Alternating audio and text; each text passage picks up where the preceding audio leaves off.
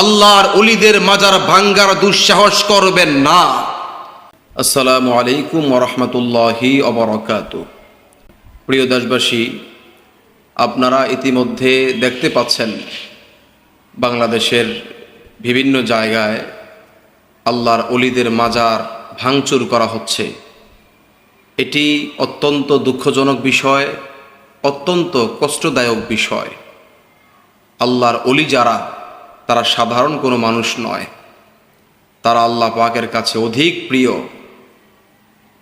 আল্লাহর ওলিদের ব্যাপারে আল্লাহ তাআলা বলেন কোরআন মাজিদের মধ্যে, বিসমিল্লাহির রহমানির রহিম, আলা ইন্না আউলিয়া আল্লাহি লা খাউফুন আলাইহিম ওয়া লা হুম ইয়াহজানুন। সাবধান, নিশ্চয়ই আল্লাহর ওলি যারা, তাদের কোনো ভয় নেই এবং তাদের কোনো চিন্তা নাই।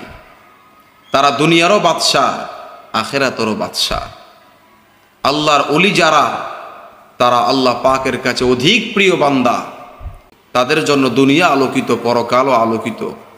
কিন্তু অত্যন্ত দুঃখজনক বিষয়, সেই ওলি আল্লাহদের মাজার ভাঙচুর করা হচ্ছে। যেই ওলি আল্লাহদের উপর আল্লাহ তাআলা সন্তুষ্টি রয়েছে, যাদের দুনিয়া আলোকিত, পরকাল আলোকিত, তাদের মাজার ভাঙচুর করা হচ্ছে। অত্যন্ত কষ্টদায়ক বিষয়। যারা আজকে আল্লাহর ওলিদের মাজার ভাঙচুর করছেন, আমি আপনাদেরকে বলতে চাই, এই বাংলাদেশের মধ্যে ইসলাম এসেছে হক্কানি পীর মাশায়েখদের মাধ্যমে, আল্লাহর ওলিদের মাধ্যমে। আল্লাহর ওলিরা এই দেশে না আসলে আমরা ইসলাম পেতাম না, আমরা মাথায় টুপি দেওয়া শিখতাম না, এক কথা আমরা ইসলাম পেতাম না। আল্লাহর ওলিদের মাজার ভাঙচুর করার মতো দুঃসাহস করবেন না। যারা আল্লাহর ওলিদের মাজার ভাঙচুর করে, তাদেরকে আমি সাবধান করে দিতে চাই একটি হাদিসের মাধ্যমে। শুনুন, যারা আল্লাহর ওলিদের মাজার ভাঙচুর করে, তাদের ব্যাপারে হাদিস শরীফে কি বলা হয়েছে।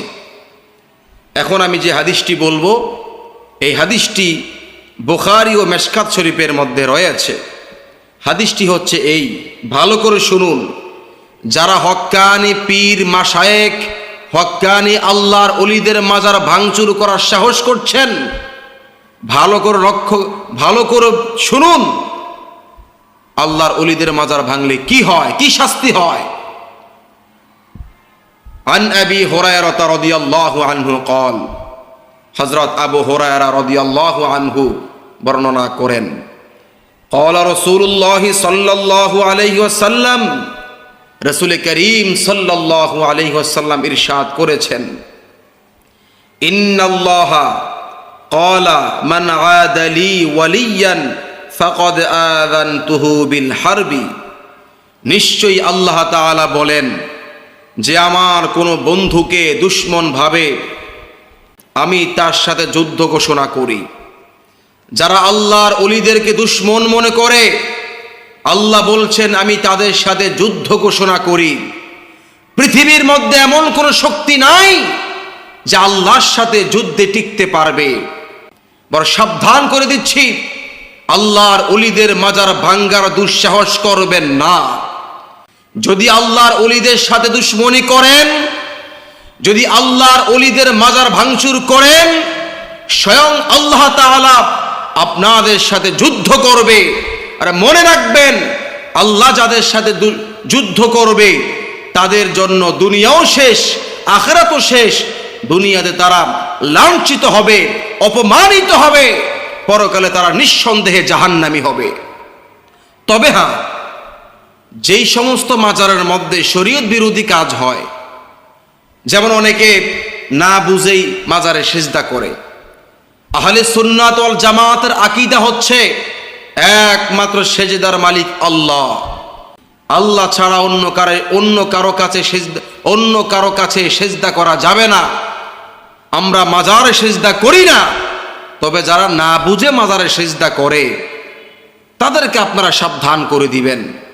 এবং যে সমস্ত মাজারের মধ্যে নাচানাচি হয়, গান বাজনা হয়, এগুলো বন্ধ করেন। এতে আমরা একমত। আমরাও চাই আল্লাহর অলিদের মাজারে যাতে নাচ গান না হয়, নাচানাচি না হয়, আমরাও সেটা চাই। যদি আপনারা মাজার, কিছু কিছু মাজারে নাচ গান হয়, এটা আমরা জানি, হ্যাঁ, আপনারা এগুলোর বিরুদ্ধে আন্দোলন করেন, প্রতিরোধ করুন, আমরা আপনাদের সাথে একমত আছি। তবে হক্কানি পীর যারা, তাদের মাজার ভাঙ্গার দুঃসাহস করবেন না। আশা করি আপনারা বুঝতে পেরেছেন। আল্লাহ তাআলা আপনাদের অন্তরে আল্লাহ পাকের ভয়, আল্লাহর হাবিবের প্রেম, আল্লাহর ওলিদের প্রেম দান করুক, এবং যারা এই পর্যন্ত মাজার ভেঙ্গেছে আল্লাহ ওদেরকে হেদায়েত দান করুক। অত্যন্ত কষ্ট পাচ্ছি যখন ভিডিওগুলো দেখি, খুব খারাপ লাগে। আরে যাদের কারণে আমরা ইসলাম পেয়েছি তাদের মাজার ভাঙচুর করা হচ্ছে। আল্লাহ তাআলা সমস্ত অলিদের মাজার রক্ষা করুক, হেফাজত করুক। সকলকে ধন্যবাদ বক্তব্যটি শোনার জন্য। আল্লাহ হাফেজ। সালামু আলাইকুম ওয়া রাহমাতুল্লাহ।